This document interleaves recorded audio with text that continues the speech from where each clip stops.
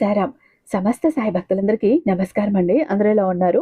అందరూ కూడా బాబా గారి దయ వలన ఎప్పుడూ ఆనందంగా, ఆరోగ్యంగా ఉండాలని, మీరు కోరిన కోరికలన్నింటినీ కూడా బాబా గారు తీర్చేయాలని, మీ తరపున నేను కూడా బాబా గారిని మనస్ఫూర్తిగా కోరుకుంటూ, ముందుగా బాబా గారి పాద పద్మాలకైతే ఒక్కసారి నమస్కరించుకుని వీడియోలోకైతే వెళ్ళిపోదాం. ఇక ఈరోజు బాబా గారు సాయి మాటగా నా నోట ఏం పలికించబోతున్నారు అంటే, బిడ్డ, నువ్వెన్నో కష్టాల్లో ఉన్నావని తెలుసు, ఎన్నో బాధల్లో ఉన్నావని తెలుసు, ఎన్నో అగచాట్లలో ఉన్నావని తెలుసు, ఎన్నో ఆర్థిక ఇబ్బందులతో అల్లాడిపోతున్నావని తెలుసు.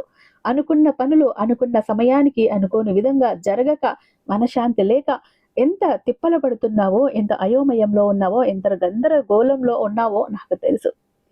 ఎన్నిసార్లు అడిగావు, బాబా నా జీవితం ఎప్పుడు మారుతుంది, నా జీవితం ఇంతేనా అంటూ బాధపడ్డావు. నా దగ్గర మొరపెట్టుకున్నావు, కన్నీళ్లు పెట్టుకున్నావు, ఆఖరికి భరించలేక నిలదీశావు కూడా నన్ను. చాలా బాధ అనిపించింది బిడ్డ.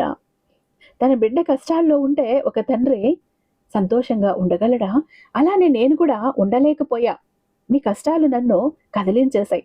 ఆ కష్టాలన్నీ తీర్చాలనే, వీటన్నింటి నుంచి నిన్ను బయట పడేయాలనే నీకోసం అతిపెద్ద 5 అదృష్టాలను తీసుకువచ్చాను తల్లి. కానీ ఈ ఇద్దరు వ్యక్తులు నా కాళ్లకు అడ్డుపడుతున్నారు. ఇద్దరు కూడా చెరుకు కాలు పట్టుకొని నన్ను ఆపేస్తున్నారు. నన్నే కాదు, నీ జీవితంలోకి అదృష్టం రాకుండా, నీ జీవితంలో ఏది జరగకుండా, నీ జీవితంలోకి ఎలాంటి అవకాశాలు రాకుండా అన్నింటినీ ఎక్కడికెక్కడ ఆపేస్తున్నది ఈ వ్యక్తులే. వారు మరెవరో కాదు, నీ వాళ్లే. విన్నావు అంటే గుండె జల్లుమంటుంది. అలా నీ పక్కనే ఉన్నారు, నీ దగ్గరికి ఏవీ రాకుండా ఆపుతున్నారు. జాగ్రత్త బిడ్డ, ఈ విషయంలో జాగ్రత్త పడి తీరాల్సిందే, లేకపోతే చాలా నష్టపోతావు. జీవితాంతం ఇలా కష్టాల్లో మగ్గిపోక తప్పదు. వాళ్ళెవరో ఇప్పుడే తెలుసుకుని బయటపడ్డావు అంటే నీ జీవితం అద్భుతంగా ఉంటుంది. అదృష్టాలు నీ జీవితంలోకి వస్తాయి. నీ జీవితాన్ని నీ సాయి మార్చేస్తాడు అంటూ బాబా గారు ఈరోజు ఒక అద్భుతమైన, ఒక నిగూఢార్థం దాగి ఉన్న, ఒక హెచ్చరికతో కూడినటువంటి సందేశంతో వచ్చారండి. బాబా గారి మాటల వెనుక చాలా అర్థం ఉంది. మరి బాబా గారి మాటల వెనుక దాగి ఉన్న అర్థం, పరమార్థం తెలుసుకోవాలనుకుంటే వీడియోని స్కిప్ చేయకుండా, మిస్ చేయకుండా చివరి దాకా చూస్తేనే అర్థం అవుతుంది. ఈ విషయం అంతా బాబా గారు అక్కడ దాచి ఉంచారు. మన వీడియో నచ్చినట్టయితే మీ ఫ్రెండ్స్ కి, ఫ్యామిలీ మెంబర్స్ కి, మన సాయి భక్తులందరికీ షేర్ చేయండి. మన వీడియోకి ఒక చిన్న లైక్ అయితే ఇచ్చేసేయండి. మన ఛానల్ని ఫస్ట్ టైం చూస్తున్నట్లయితే ఛానల్ని సబ్స్క్రైబ్ చేసుకుని మీ సపోర్ట్ నాకు అందివ్వండి. అదే చేత హైప్ కూడా చేస్తారని ఆశిస్తూ భావిస్తూ ఉన్నాను. ఇక మీరు ఎన్నో చోట్ల జ్యోతిషం చెప్పించుకుని ఉంటారండి. ఇలాంటి చోటకి అసలు వెళ్ళి ఉండరు. ఒక్కసారి వెళ్ళండి. ఎందుకంటే ఎంత పెద్ద సమస్యను ఇచ్చినా కూడా కాదు, లేదు అన్న మాట ఈయన దగ్గర ఉండదు. దాన్ని ఛాలెంజింగ్ గా తీసుకొని చిటికేసినంతలో పరిష్కరించడంలో 60 ఏళ్ల అనుభవం ఉన్నటువంటి దైవశక్తి కలిగినటువంటి గురూజీ శ్రీ షిరిడి సాయిబాబా ఆశీస్సులతో జ్యోతిషం చెప్తారండి. ఈ గురూజీ ప్రధాన తాంత్రిక్ సుబ్రహ్మణ్య పూజారి గారు, నెంబర్ 1 వశీకరణ స్పెషలిస్ట్. వీరి మొబైల్ నెంబర్ 96698722. ఎలాంటి ప్రాబ్లం ఉన్నా కూడా కేవలం 24 గంటల్లో మీకు పరిష్కారాలు అందిస్తున్నారు. 24 అవర్స్ లో మీ ప్రాబ్లమ్స్ ని సాల్వ్ చేస్తున్నారు. అయితే మీరు నేరుగా వెళ్లాల్సిన పని లేదు, పర్సనల్ గా మీట్ అవ్వాల్సిన పని లేదు. ఉన్న చోటని కదలకుండా, మూడో కంటికి తెలియకుండా మీ మొండి సమస్యలను సైతం మీరు పరిష్కరించుకోవచ్చు. ప్రేమ, పెళ్లి, ఉద్యోగం, రాజకీయం, విదేశీ ప్రయాణం, ధనం నిలకడగా లేకపోవటం, భార్యాభర్తల మధ్య గొడవలు, ఆస్తి తగాదాలు, అప్పుల బాధలు, స్త్రీ పురుషులకు ఎటువంటి గుప్త సమస్యలున్నా నెంబర్ 1 వశీకరణ స్పెషలిస్ట్. అలాగే మీ మీద, మీ ఇంటి మీద చెడు ప్రయోగం జరిగి ఉన్న నర దృష్టి, నరఘోష, సంతాన సమస్యలు, మానసిక సమస్యలు, గుప్త సమస్యలు, భార్యాభర్తల మధ్య, లవర్స్ మధ్య అనుమానాలు, అపార్థాలు ఉన్నా, థర్డ్ పర్సన్ ఉన్నా, విడిపోయేదాకా వచ్చినా, విడాకల స్థితికి వచ్చినా, అత్తాకోడళ్ళ మధ్య సఖ్యత లేకపోయినా, ప్రతి ప్రాబ్లం కి కూడా చక్కటి సొల్యూషన్స్ అందిస్తున్నారండి. మీ వివరాలని చాలా సేఫ్ అండ్ సెక్యూర్ గా ఉంచుతారు. ఎక్కడైనా మీకే కాదు, దేశ విదేశాల్లో ఉన్న వారికి సైతం అందుబాటులో ఉంటున్నారు. కాబట్టి స్క్రీన్ మీద ఉన్నటువంటి నెంబర్ కి ఒకసారి కాల్ ట్రై చేసి చూడండి. ఆ తర్వాత మీ హ్యాపీనెస్ ని మీరే నాతో షేర్ చేసుకుంటారు. ఇక బాబా గారి సందేశం విషయానికి వస్తే, బిడ్డ, నిజంగా ఈ రోజు సందేశాన్ని అయితే అస్సలు విడిచిపెట్టకు తల్లి. ఎందుకంటే చాలా ముఖ్యమైన సందేశం. మీకు ఈ డిసెంబర్ నెలలో ఒకేసారి 5 అతిపెద్ద అదృష్టాలైతే రాబోతున్నాయి. తీసుకొచ్చాను. ఇకపై నీకు నక్కతోక తొక్కినట్లే అని కూడా అంటాను బిడ్డ. కానీ ఈ ఇద్దరి వ్యక్తుల వల్ల జరిగేది తెలిస్తే నిజంగా నువ్వు షాక్ అవుతావు. ఎందుకంటే ఈ వీడియో నీ కంట పడింది, ఈ సందేశం నీ కంట పడింది అంటే అదృష్టంగా భావించు. ఎందుకంటే నీకు జరిగే నష్టాలు ఏంటి, ఆ వ్యక్తులు ఎవరు, వాళ్ళ వల్ల నీకేం జరుగుతోంది, వాళ్ళ నుంచి నువ్వు ఎలా బయటపడాలి, అలాగే నీకు కలిసొచ్చే అదృష్టాలు ఏంటి, ఆ అదృష్టాలు నువ్వు ఎలా దక్కించుకోవాలి, ఆపుతున్న వీళ్ళ చేతుల నుంచే మళ్ళీ నీ అదృష్టాన్ని నువ్వు ఎలా దక్కించుకోవాలి అంటే నువ్వు ఏం చెయ్యాలి, పూర్తి వివరాలు ఈరోజు నీ కోసమైతే నేను చెప్పబోతున్నాను బిడ్డ. ఏ సాయి ఈరోజు నీ కోసం మాత్రమే ఈ సందేశాన్ని తీసుకువచ్చాడు. చివరి దాకా చూడు, ప్రతి మాటని గుండె లోతుల్లోకి తీసుకో. నీ సాయి ప్రతి వాక్యాన్ని కూడా అర్థం చేసుకోవటానికి ప్రయత్నించు. అప్పుడే నీకు సులభంగా అర్థమవుతాయి ప్రతిదీ కూడా. అయితే ఇప్పుడు ప్రస్తుతం నీకు జరుగుతున్నదేంటి, గతంలో జరిగిందేంటి, గతం నుంచి నువ్వు ఎన్ని విషయాలు నేర్చుకోవాలి, అంతేకాకుండా భవిష్యత్తులో ఏం జరగబోతోంది, అసలు ఆ ఇద్దరు వ్యక్తులు ఎవరు, నీకు కలుగుతున్న అదృష్టాలేంటి. ఇప్పుడు నువ్వు ఎంత పని చేసినా కూడా డబ్బు సంపాదన కోసమో మంచి పేరు కోసమో కదా అంతలా కష్టపడతావు. అది చేయటానికి దాని నుంచి నీకు ఫలితం రావాలి అంటే మాత్రం ఖచ్చితంగా నీ సాయి అనుగ్రహం ఉండాలి, నీ మంచి కర్మల అనుగ్రహం నీకు ఉండాలి. అంటే కొండంత పని చేసినా కూడా గోరంత అదృష్టం ఉండాలి కదా బిడ్డ, అప్పుడే దాని ఫలితం వస్తుంది కదా. లేకపోతే కష్టం శ్రమ అంతా కూడా వృధా అయిపోతుంది కదా. నువ్వు ఆ విషయాన్ని దృష్టిలో ఉంచుకో. ఎందుకంటే ఇక్కడ నువ్వు నీ గురించి నీ వ్యక్తిగతంగా చెప్పాలి అంటే చాలా ఒక మంచి వ్యక్తివి అంటాను బిడ్డ. ఒక రకంగా చెప్పాలంటే చిన్నపిల్లల మనస్తత్వం కలిగిన వ్యక్తివి. చిన్నపిల్లల మనస్తత్వం అని ఎందుకన్నానో తెలుసా? ఇలాంటి మనస్తత్వం ఎవరికి ఉంటుందో తెలుసా? అంటే ఆ చిన్నపిల్లలకి ఆ యొక్క మనసు ఏదైతే ఉంటుందో దాన్ని దైవంతో సమానమని పోలుస్తారంటే కల్మషం లేకుండా ఉంటుంది, కల్లా కపటం లేకుండా ఎదుటివారితో నవ్వుతూ, కొంచెం నవ్వుతూ ఎదుటివారు మాట్లాడేశారు అంటే ఇక ఎదుటివారితో నవ్వుతూ మాట్లాడేసేయటం. కొంచెం నమ్మినట్లుగా వాళ్ళు నీకు కనిపించగానే నీ విషయాలన్నీ కూడా వారితో చెప్పేస్తూ ఉంటావు. వాళ్ళు ఏదో ఒకటి వాళ్ళ గురించి చెప్పగానే ఇక నువ్వు పుట్టిన దగ్గర నుంచి పెరిగిన దగ్గర నుంచి నీ దగ్గర ఏముంది ఏమి లేదు ప్రతిదీ కూడా పోసుకొచ్చినట్టు వాళ్ళకి అప్పచెప్పేస్తావు, పాఠం అప్పచెప్పినట్టు. అంటే దాని యొక్క ఆ లోతు ఏదైతే ఉందో అది కొంచెం తక్కువగా తెలుస్తుంది బిడ్డ నీకు. అందుకే నీ లోతు విషయాలు మొత్తం కూడా ఎదుటి వారికి అప్పగించేస్తావు. అందుకే నేను ఇక్కడ నిన్ను చిన్నపిల్లలతో పసిపిల్లలతో పోల్చాను. చిన్నపిల్లలు కూడా ముద్దు చెయ్యగానే, చిరునవ్వు నవ్వగానే, ఒక తినేదానికి ఏదైనా ఇవ్వగానే వాళ్ళ వైపు మొగ్గు చూపుతారు. వాళ్ళు మంచివాళ్ళు అని చెప్పి నమ్మేస్తారు. నువ్వు కూడా అంతే. వాళ్ళు మంచిగా మాట్లాడగానే వీళ్ళు మంచివాళ్ళు అని ఈజీగా సులభంగా పడిపోతావు. ఎందుకు ఈ మాట అనవలసి వచ్చింది అంటే, ఎవరైనా కానీ కాసింత స్నేహం చూపించారు అంటే గనక వారితో అన్ని విషయాలు కూడా చెప్పేసుకుంటాం. వెంటనే ఎదుటి వ్యక్తులను చాలా సులభంగా చాలా గుడ్డిగా నమ్మేస్తాం. అలా నమ్మటం కొన్నిసార్లు మోసపోవటానికి కూడా కారణమవుతుంది కదా బిడ్డ. ఇది ఒకటి నీ జీవితంలో నువ్వు తప్పకుండా నేర్చుకోవాలి. ఇక రెండవ విషయం ఏంటో తెలుసా? నువ్వు గనుక ముఖ్యంగా ఎవరినైతే నా వాళ్ళు అని చెప్పి అనుకుంటూ ఉంటావో, బంధుమిత్రులు కానీ స్నేహితులు కానీ అందరూ మంచిగానే ఉంటారు కదా. అందులో శత్రువులు మేము మోసగాళ్ళమని ఎవరు మొహం మీద రాసుకుని ఉండరు కదా. నువ్వు కనిపెట్టలేవు. అయితే అది నువ్వే తెలుసుకోవాలి. అది కూడా ఎలా గుర్తించాలి? వారు నీకు కష్టం వచ్చినా, నష్టం వచ్చినా, లేదంటే నీకు ఏదైనా సంతోషం వచ్చినా వాళ్ళు సంతోషపడాలి. నీకు కష్టం వస్తే వాళ్ళు వెనక ఉండి నేనున్నాను భయపడకు అనే ధైర్యాన్ని, ఒక భరోసా నీకు ఇవ్వాలి. అలా కాకుండా కేవలం వారి యొక్క అవసరాలు ఉన్నప్పుడు మాత్రమే నీతో మంచిగా ఉండే, వారి యొక్క అవసరాలన్నీ కూడా తీర్చుకున్న తర్వాత మళ్ళీ నిన్ను వదిలిపెట్టేసి మళ్ళీ అవసరమైనప్పుడు నీ దగ్గరికి వచ్చేవాళ్ళు కేవలం వారి యొక్క ఆ పనులు గడిపించుకోవటం కోసమే నీ దగ్గరికి వస్తున్నారు కదా బిడ్డ. వాళ్ళు నీ దగ్గరికి వాళ్ళ కోసమే వస్తున్నారు తప్ప అందులో వాళ్ళ స్వార్థమే ఉంది. నీ మంచి కోరి రావటం లేదు. నా అనే ఆ బంధం అనేది వారి యొక్క వ్యక్తిగతంలోనే లేదు. ఆ విషయాన్ని నువ్వు గుర్తించు. అటువంటి బంధువులు గాని స్నేహితులతోటి గాని చాలా జాగ్రత్తగా ఉండు. ముఖ్యంగా నీ మానసిక స్థితి అనేది ఏ విధంగా ఉంటుంది అంటే, అందరూ బాగుండాలి, అందులో నేనుండాలి అనుకుంటావు. నేనెవరికి ఏ అన్యాయము చెయ్యను, నా సాయిని నమ్మాను, నేను కష్టపడుతున్నాను, నా కష్టానికి తగిన ఫలితం నా తండ్రి నాకు ఇస్తాడు, నా సాయి ఇస్తాడని ఎప్పుడు ఆలోచిస్తావు, మంచిగా ఉంటావు. నీ ఆలోచన పద్ధతి, నీ ఆలోచన విధానం ఏదైతే ఉంటుందో అది నువ్వు చాలా కరెక్ట్గా, చాలా న్యాయంగా ఆలోచిస్తావు తల్లి. కానీ నీ యొక్క పరిస్థితులను ఎదుర్కోవటంలోనే కొంచెం తప్పు చేస్తున్నావు. ఆ తప్పు ఏంటో తెలుసా? ఏం తప్పు చేస్తున్నావో తెలుసా? జాగ్రత్తగా విను బిడ్డ. ఇప్పుడు మానవ జన్మ ఎత్తావు అంటే కొన్ని కర్మలను అనుభవించడానికి మాత్రమే భగవంతుడు నిన్నిక్కడ భూమి మీద జన్మించేలా చేశాడు కదా. మానవ జన్మలో నువ్వు పూర్వజన్మలో చేసుకున్న ఫలితాలకు అనుగుణంగా అనుసరించి ఈ యొక్క జన్మలో నీకు కష్టాలు గాని సంతోషాలు గాని వస్తూ ఉంటాయి, అవునా?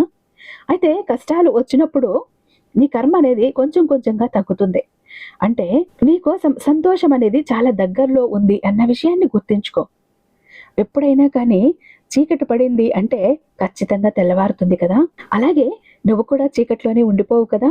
చంద్రుడు వచ్చాడు కదా అని చెప్పి సూర్యుడు రాకుండా ఉంటాడా? అలా జరగదు కాదు కదా బిడ్డ. అలాగే నీకు కష్టం వచ్చింది అని చెప్పి నువ్వు ఆ కష్టంలోనే ఉండిపోవు. ఖచ్చితంగా కష్టం నుంచి బయటపడతావు. నీకేంటి అంటే గనక ఏదన్నా బాధ కలిగింది అంటే అది మనసులోనే ఉంచుకుని నిన్ను నువ్వు దహించి వేసుకుంటావు గాని బయటపడవు. అంటే ఆ యొక్క మనసులో క్షోభని నీ యొక్క బంధువులతో చెప్పవు, లేదంటే నీ భాగస్వామితో చెప్పవు, లేదా నీ కుటుంబంతో పంచుకోవు. ఎప్పుడైనా బాధ అనేది నలుగురితో పంచుకుంటే కాస్త మనసు తేలిక పడుతుంది, తేలిక పరుస్తుంది. అది కూడా ఎవరు? నీ మనసుకు దగ్గరున్న వాళ్ళు. నీ తల్లి, నీ తండ్రి, నీ భార్య, నీ భర్త, నీ బిడ్డలు. పరాయి వాళ్ళకు కాదు. అలా కాకుండా నేను కష్టపడుతున్నాను కదా, నా కష్టం వేరే ఎవరికైనా చెప్పకూడదు, ఎందుకంటే నేను బాధపడుతున్నా, చాలే నా వాళ్ళను కూడా ఇంకా నేను బాధ పెట్టాలా అన్న ఉద్దేశంతో ఎక్కువగా ఆ బాధను నువ్వే బాధపడటానికి ఇష్టపడుతున్నావు, నువ్వే అనుభవిస్తున్నావు, ఎవరికి చెప్పట్లేదు. ఎప్పుడైనా కానీ నీకు నువ్వు కష్టపెట్టుకుంటావే కానీ, నీకు నువ్వు నష్టం చేసుకుంటావే కానీ నీ కారణంగా ఎదుటివారికి ఏ నష్టమూ ఉండదు. కానీ కోపంగా కనిపిస్తావు వాళ్ళకు మాత్రం. అయితే చాలా గంభీరంగా కనిపిస్తూ ఉంటావు. మాట తీరు కూడా కొంచెం దురుసుగా అనిపిస్తూ ఉంటుంది. ఎప్పుడైనా కానీ మనిషి కోపంగా ఉన్న వాళ్లతోనే మంచి స్నేహం చెయ్యాలి బిడ్డ. ఎవరైతే ఆవేశంగా ఉంటారో, చీటికి మాటికి కోపం వస్తుందో వాళ్ళ మనసు అనేది చాలా స్వచ్ఛంగా ఉంటుంది. అలానే నువ్వు కూడా ఏమీ ఉండదు మనసులో, ఎలాంటి కల్మషము ఉండదు. ఏదైనా కొంచెం కోపం వచ్చినా ఏదొచ్చినా వెంటనే మాట రూపంలో బయటకు చెప్పేస్తావు. కోపడుతున్నావు అంటే మంచి వ్యక్తి అని అర్థం. ఇక్కడ మంచి అనేది చిన్న చిన్న మాటలతో చెప్తే సరిపోదు బిడ్డ, మంచి వాళ్ళు అని చెప్తే సరిపోదు. నీతో ఎవరికైతే బంధం ఉంటుందో వారికి నిజంగా తెలుసు నువ్వు ఎంత మంచిగా ఉంటావో, నీకు కోపం ఆవేశం ఎందుకు వస్తుందో. ఎంత కష్టపడినా కూడా చేతిలో ధనం అనేది కాస్త తక్కువగా ఉన్నప్పుడు, అనుకున్న పనులు జరగనప్పుడు ఖచ్చితంగా కోపం వస్తుంది. అది కూడా ఆ కోపం కూడా కష్టాన్ని అంతా కూడా ఎక్కడ చూపిస్తావు? నీ వాళ్ళ మీద చూపిస్తావు. కుటుంబం కోసం కష్టాన్ని త్యాగం చేస్తావు, అన్నింటినీ కూడా త్యాగం చేసేస్తావు. వాళ్లకు ఇష్టమైనవన్నీ తీసుకొచ్చి పెట్టడం, వాళ్ళ అవసరాలన్నీ కూడా తీర్చడం, వారికి హోదాని కల్పించడం కోసం నువ్వు ఒక కొవ్వొత్తిలా కరిగిపోతూ వెలుగును అందిస్తున్నావు బిడ్డ. అలా కష్టపడే మనస్తత్వం కలిగిన వ్యక్తివి. చిన్నప్పటి నుంచి, ఊహ తెలిసినప్పటి నుంచి కూడా ఎన్నో కష్టాల నుంచి, ఎన్నో బాధల నుంచి, ఎన్నో సమస్యలు ఒక్కొక్కటిగా దాటుకుంటూ ఆ కష్టాన్ని దాటుకుంటూ వచ్చావు కదా. ఇంకొకటి ఎదురు చూస్తూ ఉంటావు, అది కూడా దాటావు అంటే గనుక మరొకటి ఎదురు చూస్తూ ఉంటుంది. అలా ప్రతిదీ కూడా పట్టుకుంటూ దాటుకుంటూ వచ్చిన జీవితం నీది. సంతోషాలు సుఖాలు పడటం మర్చిపోయావు. ఒక్క మాట గుర్తించుకో తల్లి, నీ సంతోషం నీలోనే ఉంది, సాయి నీలోనే ఉన్నాడు. దూరపు కొండలు నునుపు అంటారు కదా బిడ్డ. నీ ఇంటి పక్కన ఉన్న గుడికి వెళ్లకుండా ఎక్కడో పుణ్యతీర్థాలకో పుణ్యస్థలాలకో ఇలా వెళ్ళి మొక్కాల్సిన అవసరం లేదు కదా. నీ ఇంటి పక్కన ఉన్న గుడిలో కూడా దేవుడే కదా ఉన్నాడు.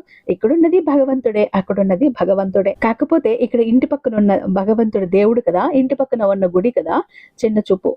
అందుకే ఎక్కడో పుణ్యతీర్థాలకు పుణ్యస్థలాలకు వెళ్ళటం. అలా నీ ఇంటి పక్కన లేదంటే నీ ఇంట్లో ఉన్న దేవుడికి మొక్కినా కూడా అదే పుణ్యం వస్తుంది కదా. అలా కాకుండా అంత ఖర్చు పెట్టుకొని, అన్ని డబ్బులు ఖర్చు పెట్టుకొని అంత చేసుకున్న అదే పుణ్యమే కదా వస్తుంది బిడ్డ. ఇక్కడ నువ్వు తెలుసుకోవాల్సింది ఒక్కటే, నీలోనే దైవత్వం ఉంది, నీలోనే సంతోషం ఉంటుంది, నీలోనే కష్టం ఉంది, నీ ఆనందం అంతా నీలో ఉంది. ఎలా ఆనందంగా గడపాలి అనుకుంటే ఖచ్చితంగా నువ్వు అలా ఉండగలుగుతావు. లేదు నేను బాధపడుతూనే ఉండాలి, నా జీవితం ఇంతే అనుకుంటే ఖచ్చితంగా నీ జీవితం అంతే అవుతుంది బిడ్డ. ఎప్పుడో కూడా గుర్తుంచుకో, భగవంతుడి దగ్గరికి వెళ్ళి నాకు కష్టాలు వచ్చాయి అని చెప్పి నువ్వు ఆ మాట అంటే భగవంతుడు నీ నోట్లో నుంచి పదే పదే కష్టాలు కష్టాలు కష్టాలు అని నువ్వు అంటున్నావు అంటే తను వింటున్నాడు అంటే అంటే ఈ వ్యక్తికి కష్టాలంటే ఇష్టమేమో అని చెప్పి మళ్ళీ మళ్ళీ కష్టాలనే ప్రసాదిస్తాడు భగవంతుడు. నువ్వు ఏది కోరితే అది మళ్ళీ నీ జీవితంలోకి తిరిగి వస్తుంది. నువ్వు దేని గురించి ఎక్కువ ఆలోచిస్తావో మాట్లాడతావో అదే నీ జీవితంలోకి వస్తుంది బిడ్డ. అలా కాకుండా నాకు సంతోషాలు ఆనందాలు ఐశ్వర్యాలు కావాలి అని చెప్పి అడుగు. అలా అడిగితే ఖచ్చితంగా నీ సాయి నీకు సంతోషం ఇస్తాడు, ఆనందాలను ఇస్తాడు, ఐశ్వర్యాలను ఇస్తాడు. నీ బాధ ఏంటో నీ సాయికి తెలుసు. నువ్వు ప్రత్యేకంగా చెప్పాల్సిన అవసరం లేదు. నా బాధ దూరం చేసి నాకు సంతోషాలు ఇవ్వు అని చెప్పినంత మాత్రమే నువ్వు కోరుకోవాలి అంతే. కానీ ఎప్పుడూ కూడా నాకు కోట్లు కావాలి, నేను కోటీశ్వరుని అవ్వాలి, నేను కోట్లు వేసుకొని తిరగాలి, నేను కారులో తిరగాలి అని ఏ రోజు కూడా కోరుకోలేదు బిడ్డ నువ్వు. నాకు ఆరోగ్యం కావాలి, నేను సమయానికి కావలసినంత పట్టెడు మెతుకులు తింటే చాలు, నాకు అవసరానికి తగ్గ డబ్బు, నా కుటుంబం క్షేమంగా ఉంటే చాలు అన్న ఒక్క ఆలోచనలోనే ఉంటావు తప్ప వేరే ఏవి కూడా కోరుకోవు కదా. అలాగే నేను సుఖపడతాను, నాకు డబ్బు వచ్చి పడాలి అని కూడా కోరుకోవు. కష్టపడతావు, కష్టానికి తగిన ప్రతిఫలం ఆశిస్తావు. నువ్వు కొన్ని కొన్ని ముఖ్యమైన విషయాలు తెలుసుకొని తీరాల్సిందే తల్లి. అవేంటో తెలుసా? ఇక్కడ నేను చెబుతున్నాను అని నీకు కోపం వస్తుందేమో బిడ్డ, కానీ అలుగుతావేమో, నా తండ్రి ఎందుకు నా గురించి అన్నీ ఇట్లా చెప్తున్నాడు అని. ఉన్నదే చెప్తాను బిడ్డ ఎప్పుడూ కూడా. ఎందుకంటే నా నోటి వెంట నీ కోసం ఈ మాటలు వస్తున్నాయి. ఎప్పుడైనా గాని నువ్వు సంతోషంగా ఉండాలి అని చెప్పి మనసుని నువ్వు సర్ది చెప్పుకో. నాకెప్పుడు ఉండే కష్టాలు, నాకెప్పుడు ఉండే బాధలే అని చెప్పి ఇలా అనుకోవద్దు. నేను సంతోషంగా ఉండాలి, గతం గతః అని చెప్పి మర్చిపో. గతంలో ఏం జరిగింది, ఎవరు ఎటువంటి వాళ్ళు, చాలా అనుభవాలు, చాలా పాఠాలు నీ జీవితంలో నువ్వు నేర్చుకున్నావు. బాధలు, కష్టాలు నీకు నేర్పించాయి. కాబట్టి వాటిని కొన్ని కావలసిన గుణపాఠాలుగా తీసుకో. గతం గతః అని చెప్పి మిగతావన్నీ కూడా మర్చిపోవు. ప్రస్తుతం గురించి, మళ్ళీ రేపటి గురించి కూడా ఆలోచించద్దు. ప్రస్తుతం ఈ నిమిషం ఎలా గడుస్తోంది, ఇప్పుడు నేను సంతోషంగా ఉన్నానా లేదా, నా చుట్టూ ఉండే వాతావరణం సంతోషంగా ప్రశాంతంగా ఉందా లేదా, నేను సంతోషంగా ఉన్నానా, ఆరోగ్యంగా ఉన్నానా, వీటి గురించి మాత్రమే ఆలోచించు. సంతోషంగా ఉండు. నీ యొక్క జీవితాన్ని ఇష్టానుసారంగా నువ్వు గడుపు. ఎవరో ఏదో అనుకుంటారు, చుట్టూ నలుగురు ఏదన్నా ఇది చేస్తే తప్పుగా అపార్థం చేసుకుంటారా, నేను అలా చేస్తే ఏమన్నా అనుకుంటారా, వాళ్ళలో నేను తప్పుగా కనిపిస్తానేమో అని చెప్పి ఇలా నీలో నువ్వే ఎక్కువగా ఆలోచించి మనసు పాడు చేసుకోకు, నెమ్మది పాడు చేసుకోకు. ఎవరి గురించి ఎక్కువగా ఆలోచించద్దు. ఎందుకంటే అనుకునేవారు నువ్వు కష్టాల్లో ఉన్నప్పుడు, నువ్వు బాధల్లో ఉన్నప్పుడు ఒక్క 10 రూపాయలు తీసుకొచ్చి ఇచ్చారా ఎప్పుడైనా? పోనీ కనీసం ధైర్యాన్నైనా నీకు ఇచ్చారా? ఆ ధైర్యాన్నైనా నూరి పోసారా? నేనున్నాలే, భయపడుకు, మేమున్నాంలే, భయపడుకు అని ఎప్పుడైనా భరోసా ఇచ్చారా? నువ్వు సంతోషంగా ఉండు అని ఏ రోజైనా కోరుకున్నారా? నువ్వు ఎలా కష్టపడుతున్నావు అని మంచి మాట నీతో ఎవరైనా అన్నారా? నీ గురించి వారు చెప్పరు. ఆ విషయాన్ని మాత్రం నువ్వు గుర్తించుకో. ఎప్పుడైనా కానీ ఎప్పుడూ కూడా నీ సంతోషం నీలోనే ఉంటుంది. అలా సంతోషంగా ఉండటానికి, సంతోషంగా గడపటానికి నీ ఆరోగ్యం నువ్వు కాపాడుకోవాలి. నువ్వు సంతోషంగా గడిపే ఆ క్షణాలే నీకు ముఖ్యమన్న విషయాన్ని గుర్తుంచుకోవాలి. తర్వాత ఎవరు నా వాళ్ళు, ఎవరు పరాయి వాళ్ళు, ఇది తెలుసుకోవాలి బిడ్డ. ముఖ్యంగా నువ్వు అందరినీ సులభంగా నమ్మేస్తావు. నా వాళ్ళు అనుకున్న వారు నీ వాళ్ళు కాకపోవచ్చు, అదే పరాయి వాళ్ళు అనుకున్న వాళ్ళు నీ వాళ్ళు అవ్వచ్చు. ఇక్కడ ఎందుకు ఈ మాట అంటున్నానో తెలుసా తల్లి? ఇక్కడ రక్త సంబంధాలు అని చెప్పి నువ్వు అనుకోగానే సరిపోదు. నువ్వు ఏ విధంగా అయితే ప్రేమను చూపిస్తున్నావో అవతలి వారికి కూడా నీ మీద అదే ప్రేమ ఉండాలి కదా. అలా లేనప్పుడు నువ్వు నా అని చెప్పి అనుకుంటే అది ఉపయోగమేమి? ఒక చేత్తో చప్పట్లు కొట్టడం అవుతుందా? అవ్వదు కదా. 2 చేతులు కలిస్తేనే కదా చప్పట్లు కొట్టడం అనేది అవుతుంది. కాబట్టి ఎప్పుడైనా కానీ నీ నుంచి నీకు ధైర్యం లభించిందా? వారు నీకు అవసరానికి ఆదుకుంటున్నారా? నీ వారు నీకు కష్టంలో తోడుగా ఉన్నారా? లేదా నీకు కష్టం వచ్చినప్పుడు వారు స్వార్థం వాళ్ళు చూసుకుని దూరం అయిపోయారా? ఇటువంటివన్నీ కూడా కొన్ని లెక్కలేసుకో బిడ్డ. ఆలోచించు. నీ వాళ్ళెవరు, పరాయి వాళ్ళు ఎవరని చెప్పి నీకు ఇట్టే అర్థమైపోతుంది. నీ మనసు చెప్పేస్తుంది. అప్పుడు అందరూ నా వాళ్ళే అని రాసికి పూసుకొని అవసరం ఉన్నా లేకపోయినా కూడా వాళ్ళతో మాట్లాడి ఎగేసుకుని మీద పడి మాట్లాడుకు బిడ్డ. ఎంతవరకు ఉండాలో అంతవరకు ఉండు. ఇక్కడ అందరినీ చెడ్డ చేసుకోమని కాదు, నిష్ఠూరం చేసుకోమని కాదు, అందరినీ దూరం పెట్టమని కాదు. ఎవరితో ఎంతవరకు ఎలా ఉండాలి ఆ హద్దులు తెలుసుకుని మెలుగు. అందరినీ దూరం చేసుకుంటే కూడా బ్రతకలేవు కదా, మనిషివి కదా. చుట్టూ నలుగురు ఉండాలి, కానీ వాళ్ళతో ఎంతవరకు ఉండాలి? ఈ ఒక్క విషయాన్ని అర్థం చేసుకో బిడ్డ. ఇక్కడ నీ తండ్రి చెప్పిన ప్రతి మాట అర్థమైంది కదా. ఇక ఆ స్నేహం అనే పేరుతో కూడా మోసాలు చాలా జరుగుతూనే ఉన్నాయి బిడ్డ. ఎవరైతే స్నేహం అనే పేరుతో నిన్ను చెడుదారిలో పెట్టాలని చెప్పి ప్రయత్నిస్తున్నారో, చెడు వ్యసనాల వైపు మగ్గు చూపేలా చేస్తున్నారో, నీ యొక్క మానసిక స్థితిని మార్చాలి అని చెప్పి చూస్తున్నారో, ఎవరైతే నీ యొక్క డబ్బుని నష్టపరిచే విధంగా వారి అవసరాల కోసం ఉపయోగించుకుంటున్నారో అటువంటి వారిని గుర్తించి వారికి వారు ఏమైనా అనుకొని వారికి దూరంగా ఉండు. ఎందుకంటే ఇక్కడ వ్యసనాలు అంటే తాగుడు, మద్యము, జూదము ఇవే కాదు. మనిషికి హాని కలిగించి, మనిషిని నష్టపరిచి, మనిషిని గాయపరిచే ప్రతి ఒక్కటి కూడా వ్యసనమే. అలాంటిది ఏ వ్యసనమైనా అవ్వచ్చు.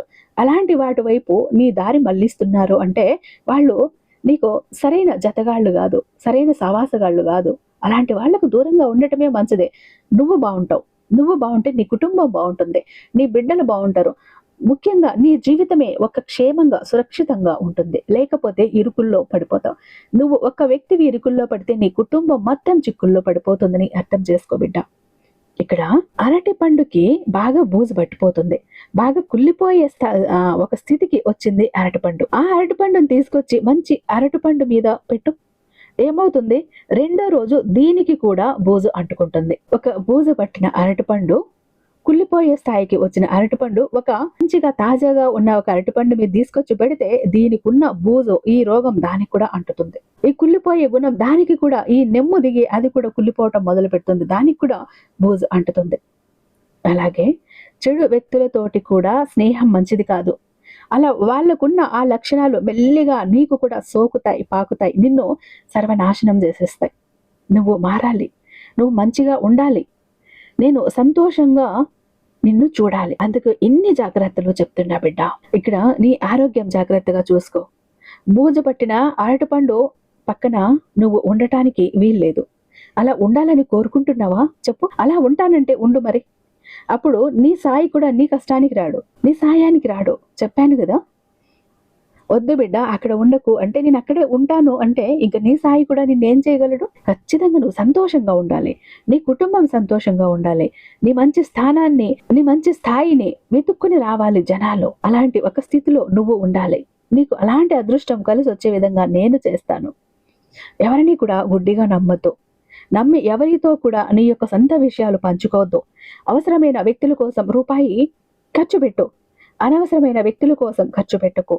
అలాగే నీకు కలగబోతున్న ఒకేసారి 5 అదృష్టాలేంటో చెప్తాను విను బిడ్డ. మొదటిగా నీకు అదృష్టం వచ్చేసి నీ యొక్క వ్యక్తిగతమైన మార్పులని నువ్వు చేసుకోవాలని ఇప్పుడు నీ మనసులో అనుకుంటున్నావు చూడు. ఇది పెద్ద అదృష్టం బిడ్డ. ఎందుకంటే ఇప్పుడు నీలో ఎన్నో ఆలోచనలు రేగాయి, ఎన్నో అనుమానాలు రేగాయి, ఎంతో అయోమయానికి గురవుతున్నావు. నిజం కదా, నన్ను నేను ఇప్పుడు మార్చుకోవాలనుకుంటున్నాను చూడు. ఇదే పెద్ద అదృష్టం నీ జీవితంలో. ఎందుకంటే ఇప్పుడు నీకు అర్థమయ్యేలా చెప్పాలంటే ఇప్పుడు నీ మొబైల్ ఫోన్ నువ్వు ఉపయోగిస్తున్నావు. ఆ ఫోన్ మెమరీ అనేది ఫుల్ అయిపోతుంది. అలా కాకుండా అందులో ఉన్న పనికిరాని ఫోటోలన్నీ డిలీట్ చేసేస్తే ఏమవుతుంది? ఫోన్ ఫ్రీ అవుతుంది. ఫోన్లో స్పేస్ వస్తుంది. అలాగే నువ్వు ఏమనుకుంటున్నావో కనుక నేను అనవసరమైన విషయాల గురించి అనవసరంగా ఆలోచిస్తున్నాను, ఈ అనవసరమైన విషయాల నుంచి బయటపడాలి అని ఇప్పుడు నువ్వు అనుకుంటున్నావు. నా మనసు నేను ప్రశాంతంగా ఉంచుకోవాలి అనుకుంటున్నావు. నేను ఆనందంగా గడపాలి అనుకుంటున్నావు. నీలో ఒక కొత్త మార్పుని తెచ్చుకోవాలని ఇప్పుడు ప్రయత్నిస్తున్నావు. ఎందుకంటే నీకు ఇక్కడ చెప్పాను కదా, నువ్వు ఉపయోగించే ఫోన్లోనే స్పేస్ తక్కువ ఉన్నప్పుడు, స్టోరేజ్ తక్కువ ఉన్నప్పుడు అది సరిగ్గా పని చేయకుండా ఎలా గజిబిజి అయిపోయి నీకు కావాల్సినప్పుడు పని చేయకుండా ఆన్ అవ్వకుండా అయిపోతుందో నీ మెదడు కూడా అంతే కదా, నీ మనసు కూడా అంతే కదా. పనికి మాలిన ఆలోచనల కోసం, పనికి మాలిన వాళ్ళ కోసం, దిక్కుమాలిన ఆలోచనల కోసం అన్నింటినీ పాడు చేసుకుంటూ పోతే అవసరమైన వాటి కోసం అక్కడ ఎక్కడ స్థలం ఉందా బిడ్డ? అక్కడ ప్లేస్ ఉందా? లేదు కదా. అలాంటి సందర్భంలో నీ సాయి ఏదైనా సందేశం పంపినా కూడా నీ మెదడులోకి వెళ్ళదు, నీ మనసులోకి వెళ్ళదు. వీటితో నిండిపోయింది, ఫుల్ అయిపోయింది, గజిబిజిగా ఉంది, అస్తవ్యస్తంగా ఉంది. ఇలాంటి మంచి మాట అక్కడికి వెళ్ళదు. అదే ఇప్పుడు నిన్ను నువ్వు శుభ్రం చేసుకునే దశలో ఉన్నావు. నీలో ఉన్న వేస్టేజ్ ను మొత్తం డిలీట్ చేసే ప్రాసెస్ లో ఉన్నావు. ఇదే పెద్ద అదృష్టం. నీ జీవితంలో ఇంతకు మించిన అదృష్టం ఇంకొకటి ఉండదు.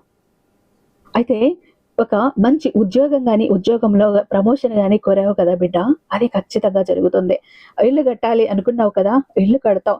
పెళ్లికి సంబంధాలు చూస్తూ, పిల్లలకు గాని ఎవరికే గాని సంబంధాలు చూస్తూ మంచి సంబంధం కోసం అడిగావు కదా, ఆ సంబంధం కుదురుతుంది. చక్కగా నీ ఇంట్లో శుభకార్యం జరుగుతుంది.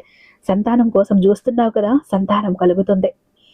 అన్నీ కూడా నీకు శుభవార్తలే ఇక వస్తాయి బిడ్డ. మరి వీటన్నింటికీ కూడా అడ్డుపడుతున్నది ఎవరు?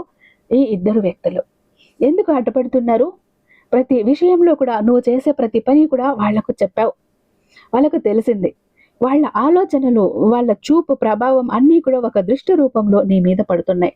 అప్పుడు ఏమవుతుంది? నీ దగ్గరికి ఏది వచ్చినా కూడా నీ దగ్గరికి రావు.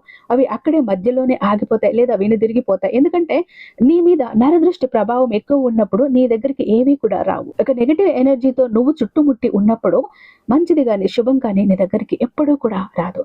మరి ఆ 2 వ్యక్తులు ఎవరు? ఎందుకు ఇలా చేస్తున్నారు తెలుసుకో బిడ్డ. ఆ ఇద్దరి వ్యక్తులు కూడా ఒకరు బంధువులు, మరొకరు బయటవారు. అంటే ఇక్కడ నీ ఇంటి మీద దృష్టి అనుక్షణం కూడా దృష్టి ఉంచి ఉంటారు. ఏం చేస్తున్నావు, ఎక్కడికి వెళ్తున్నావు, ఏం కొంటున్నావు, ఏం తెచ్చుకుంటున్నావు, ఇంటికి ఏ వస్తువు తెచ్చుకున్నావు, అలాగే పిల్లలు ఏం చదువుతున్నారు, వీళ్ళకు ఆదాయం ఎంత వస్తుంది, వీళ్ళ పెట్టుబడులు ఏంటి, వీళ్ళకు ఎంత బంగారం ఉంది, ప్రతిదీ కూడా మనిషికి ఎలాంటి దృష్టి అవతల వ్యక్తికి ఉంటుంది. అవతల వ్యక్తి ఎప్పుడైనా కూడా 10 మంది దగ్గర అప్పు ఉన్నా పర్లేదు, 10 మంది ఏడుపులు మాత్రం ఉండకూడదు బిడ్డ.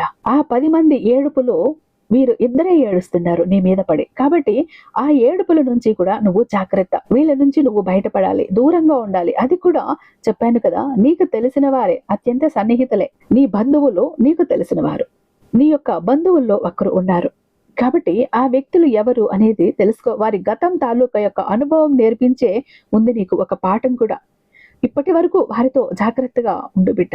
ఇక నుంచి ఎటువంటి సంతోషాలు పంచుకోవద్దు.